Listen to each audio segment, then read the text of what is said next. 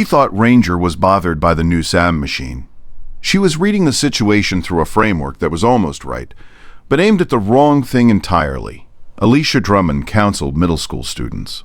She was trained to read behavior in the context of what was probable, to distinguish signal from noise, to ask the useful question, what does this behavior likely mean given what I already know? She applied the same thinking at home. It had served her well for 12 years. It did not serve her well in the second week of March. Her daughter Daisy was 6 months old. Ranger was a 6-year-old Labrador mix. Large, easygoing, the kind of dog who had never once been neurotic about anything. He slept through thunderstorms. He tolerated the vacuum. He was, by every behavioral metric, the most untroubled animal she had ever encountered. The first time he stood at the nursery door and would not go in, she walked past him and looked around the room and saw nothing. Daisy was asleep. The monitor was on. The white noise machine was running. She told Ranger it was fine. He didn't believe her. He began sitting in the doorway without entering. His attention locked on the corner of the nursery near the crib, where the baby monitor charging cable ran from an outlet along the baseboard to the small shelf where the camera unit sat. Not the camera, the cable. He would sit and stare at the cable and not be redirected by anything she tried. Her husband, Troy, texted her at 2:17 p.m. on the third day. Ranger hasn't left the nursery doorway in 2 hours. He's just staring at the corner. She texted back. White noise machine. New sounds bother him. Give him a treat and redirect. Troy tried. Ranger ate the treat. He returned to the doorway. He continued staring at the corner. Troy texted again. It's not the machine. He's staring at the cable. She was between parent consultations. She texted, pull the cable away from the baseboard and check for chewing damage. Ranger sometimes chews things when he's bored.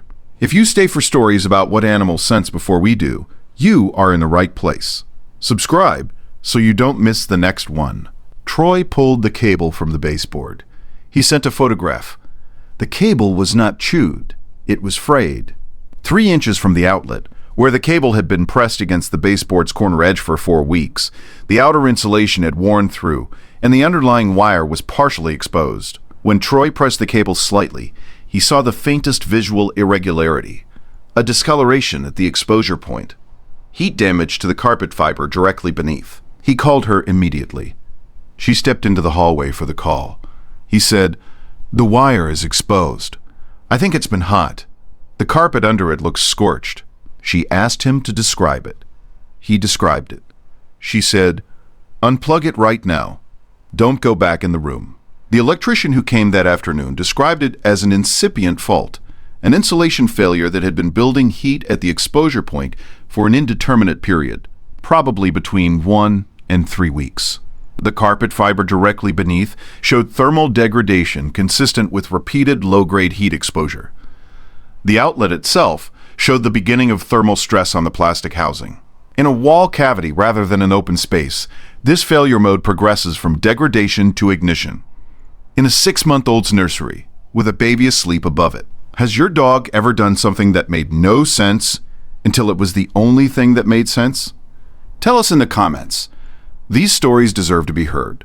The electrician, a man named Frank Brewer, 22 years in residential electrical, said to Troy, how long has the dog been staring at this corner? Troy said, 4 days. Frank said, they smell the ozone. When wire insulation heats and begins to break down, it produces trace compounds that dogs detect at concentrations below any human threshold. He was identifying a failing electrical source. He said it the way people say things that are technically obvious once they are true. He said, you're lucky he wasn't willing to be redirected. Every guardian deserves to be recognized, even the ones who never ask for anything in return.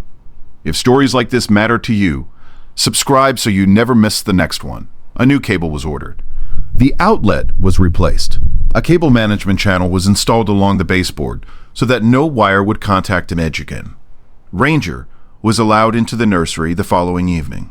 He walked the perimeter once, stopped at the corner, sniffed the new cable in its channel, and went to his spot near Daisy's crib.